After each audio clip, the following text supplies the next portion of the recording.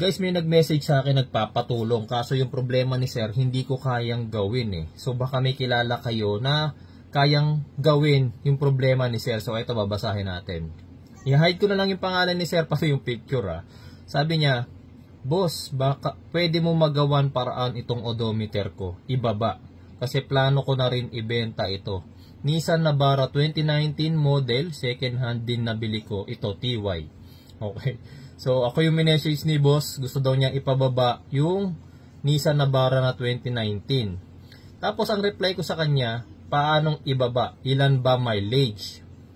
So, nag-reply siya, sabi niya 130k na. Nabili ko ito sa bangko, 100 plus na, 4 years pa lang siya. So, nabili niya sa bangko, 100 plus na, so 4 years. So, nag-average si user ng 25,000 km per year. Hindi naman laspag, pero medyo malakas, okay?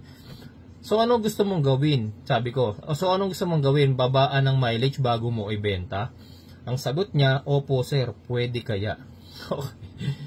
So, ako ngayon, reply ko, sir, matanong ko po kayo. Halimbawa, kayo bibili second hand car, tapos malaman ninyo na dinaya pala ang mileage ng nabili mo na car, pinababa pala ng seller bago ibenta sa inyo, ano po kaya mararamdaman nyo? Ang reply niya, nangyari na yan sa akin sir, wala na akong magawa.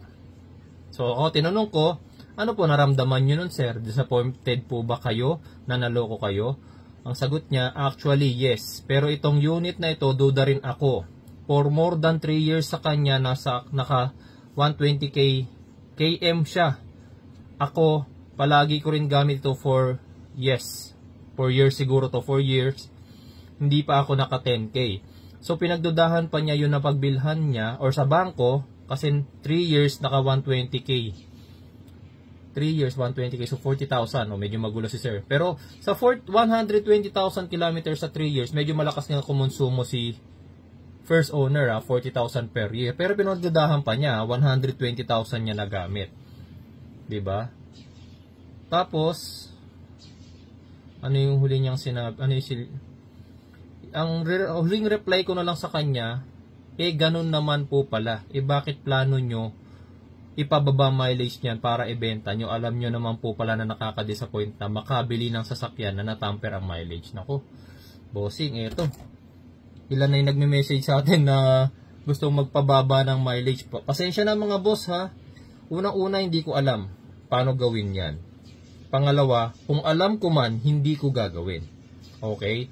Kasi nga, tinutulungan ko nga po yung mga client ko na makabili ng maayos na unit. Tapos ako rin pala yung magtatamper. Baka po meron sa inyo nakakaalam, makakatulong kay sir. Mag-comment na lang kayo dyan sa baba, pero pass po tayo sa ganyang trabaho.